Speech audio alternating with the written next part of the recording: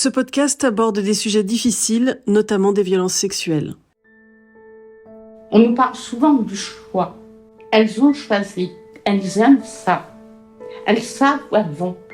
Nous, survivantes d'inceste, de violences intrafamiliales ou de prostitution, on cherche la dissociation. Nous, les survivantes de la prostitution, on est les dernières oubliées du mouvement MeToo. Moi, j'avais pas l'impression que c'était un métier, c'était un calvaire. Maintenant, j'ai 58 ans. J'avais 45 ans quand j'ai commencé. Alors, comment une banale jeune fille qui a pas spécialement de problème dans sa vie peut se retrouver sur le chemin de la prostitution? Je suis survivante de la rue, survivante de la prostitution. J'avais envie de tout détruire, de casser toute ma vie. Je me retrouvais dans la prostitution de nouveau. On peut pas guérir le viol avec le viol. On a survécu. La vie en rouge, un podcast conçu et réalisé par des femmes ayant connu la prostitution. Épisode 9, je voyais de la prostitution partout. Bonjour Alexine, pourrais-tu te présenter s'il te plaît? Bonjour, moi je m'appelle Alexine, j'ai 27 ans.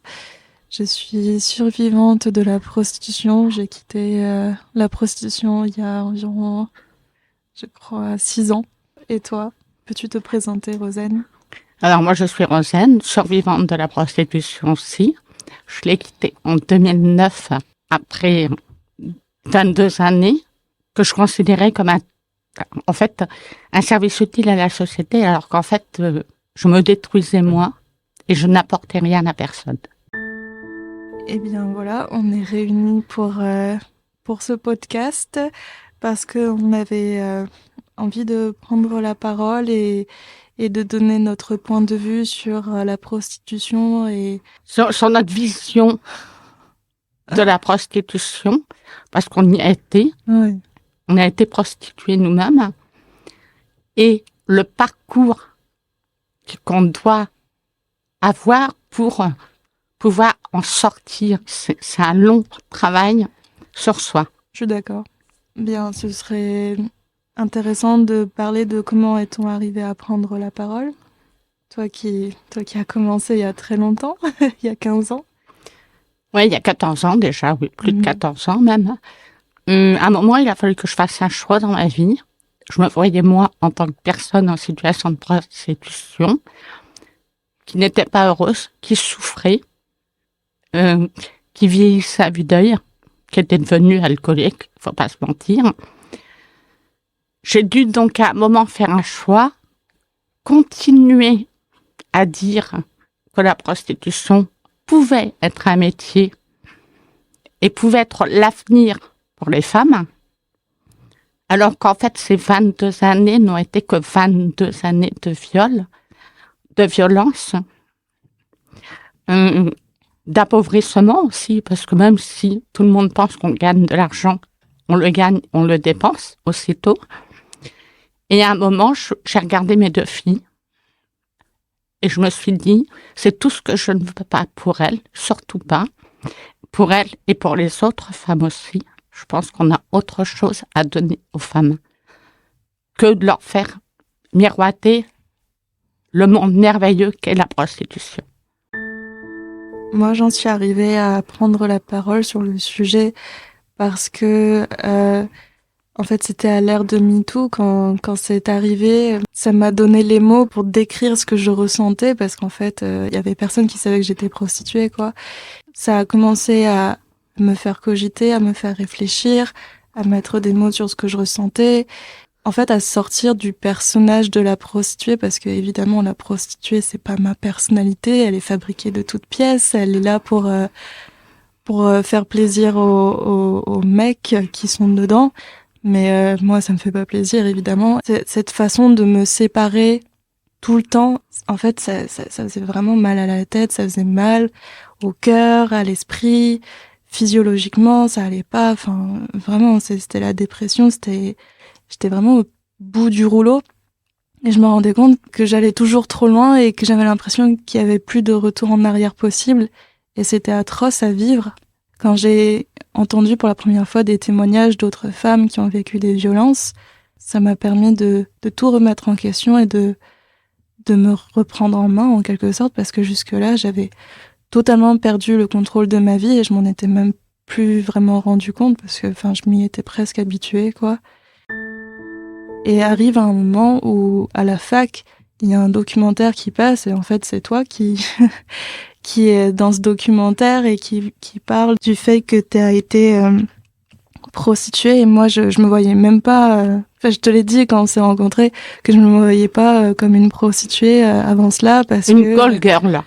Non, je disais juste étudiante en panne d'argent, mais même pas escorte ou quoi, tu vois. J'étais là, je mettais même pas de mots sur, même si c'était précisément de la prostitution. Mais pour moi, la prostituée, vraiment, c'était la femme sur le trottoir avec un Mac, alors que moi, j'étais pas sur le trottoir. J'avais pas de Mac et je le faisais pas tous les jours et, j'avais l'impression d'être plus ou moins chanceuse. Je sais pas, j'essayais de me protéger du mieux que je pouvais, mais évidemment, j'y arrivais pas trop, parce qu'on repoussait toujours mes limites, évidemment.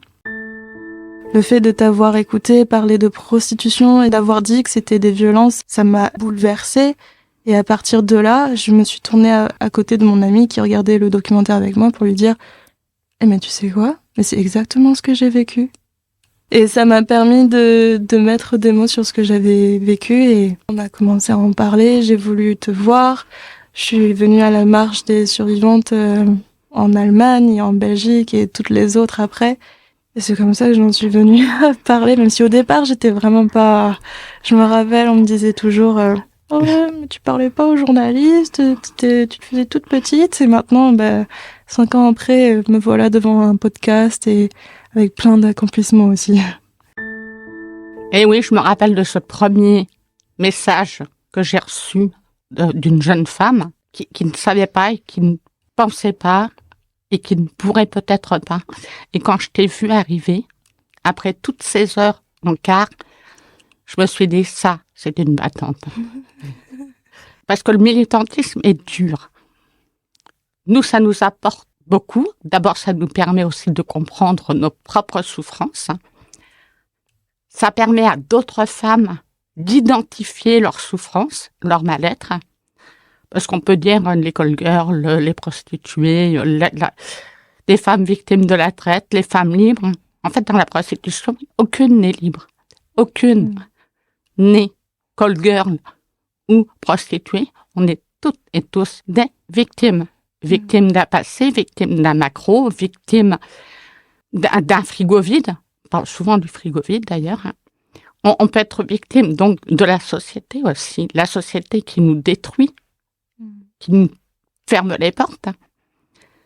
Et ce militantisme-là, quand on commence... Moi, je me rappelle, quand j'ai commencé, je ne savais pas du tout où j'allais. Je ne savais même pas comment j'allais pouvoir y arriver. J'étais comme toi. Je me suis laissée porter. Moi, je me suis retrouvée un petit peu dans une machine à broyer, parce que ça a été très vite après. Et j'étais très seule.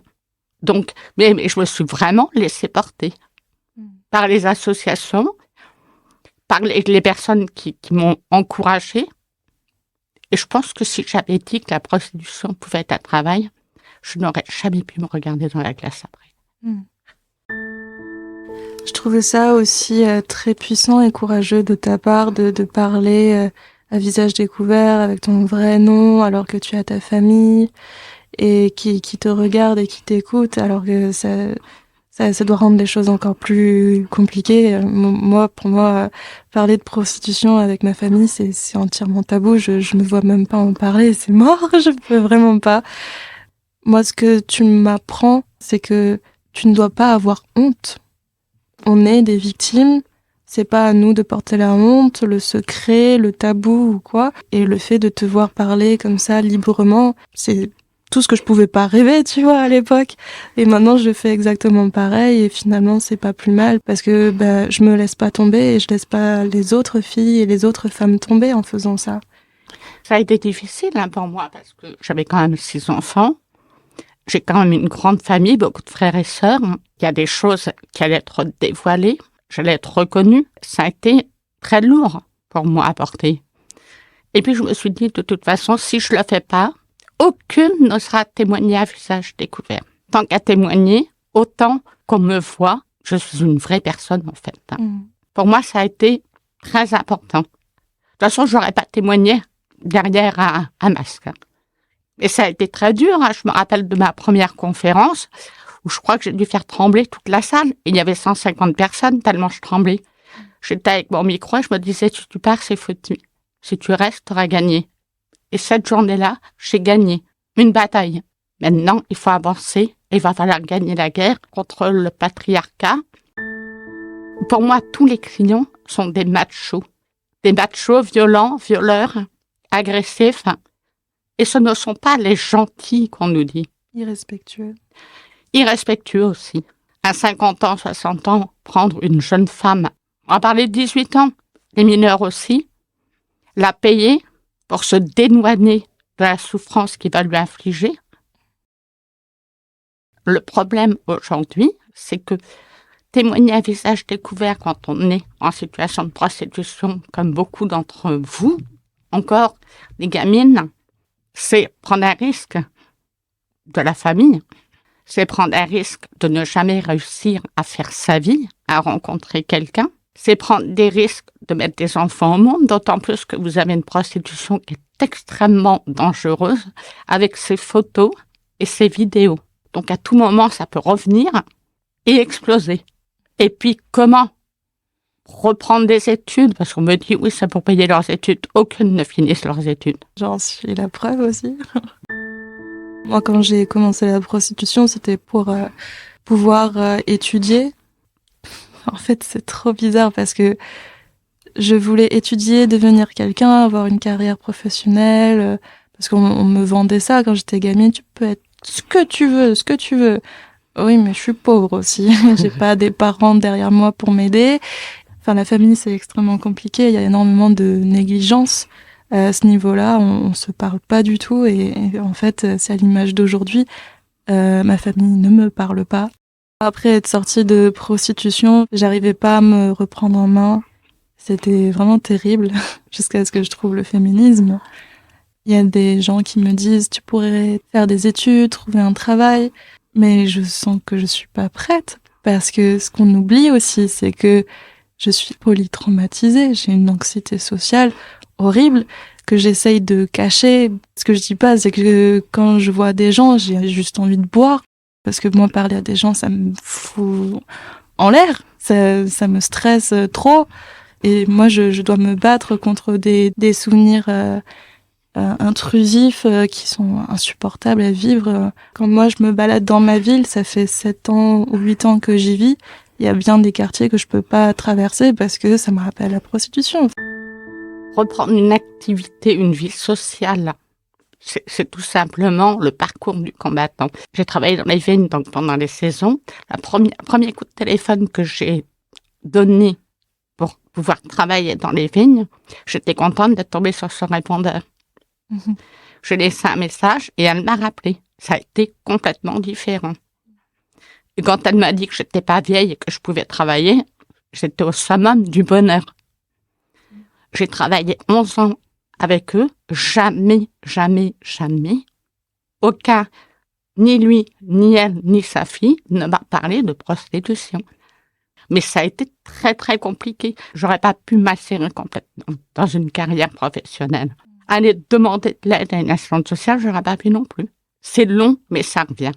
Tout ce qui est de l'ordre de l'administratif, les papiers, les impôts et tout ça, moi, j'explose en larmes. Je sais pas comment expliquer cet état de terreur à l'idée que si je fais pas un truc bien, je vais me taper une sacrée amende ou alors je vais finir en prison. Et j'ai vraiment personne derrière pour m'aider et même demander de l'aide, c'est juste trop horrible et je sais pas.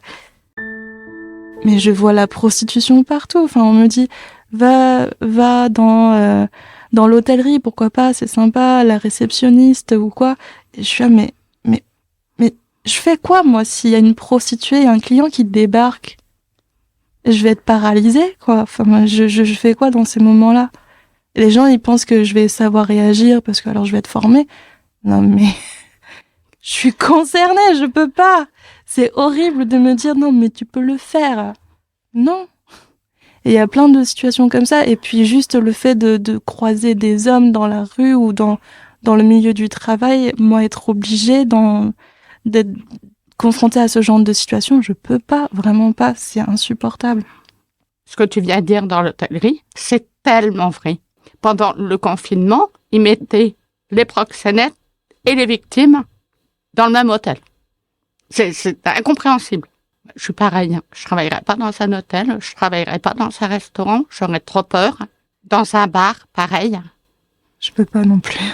J'en ai lu pas mal des témoignages de femmes de ménage dans les hôtelleries, et pas que dans les hôtelleries, qui sont souvent en fait harcelées, même agressées sexuellement par des hommes qui se trouvent dans la chambre. Et je trouve ça mais horrible parce que les femmes prostituées qui sont en parcours de sortie et à qui on trouve du boulot, c'est en général Oui, à 100%. On les renvoie vers ce boulot parce que c'est le seul qui est disponible, malheureusement. Surtout pour des femmes sans papier en général. Alors que c'est un endroit qui est anxiogène, c'est explosif, anxiogène, et qui potentiellement peut nous revictimiser. Enfin, je sais pas, il y a vraiment quelque chose à faire à ce niveau-là. À ce niveau-là. Nous, Alexine, Anne, Esther, Lexi, Rosalie, Rosen, Valérie, qui avons connu la prostitution et qui avons pu nous en sortir. Nous avons conçu et relié ce podcast pour parler entre nous, pour dire ce qu'est vraiment la prostitution. Si vous aussi vous avez vécu ou vivez encore de la prostitution, sous quelque forme que ce soit, et vous avez envie d'en parler, vous pouvez nous contacter sur les comptes Instagram ou TikTok de La Vie en Rouge.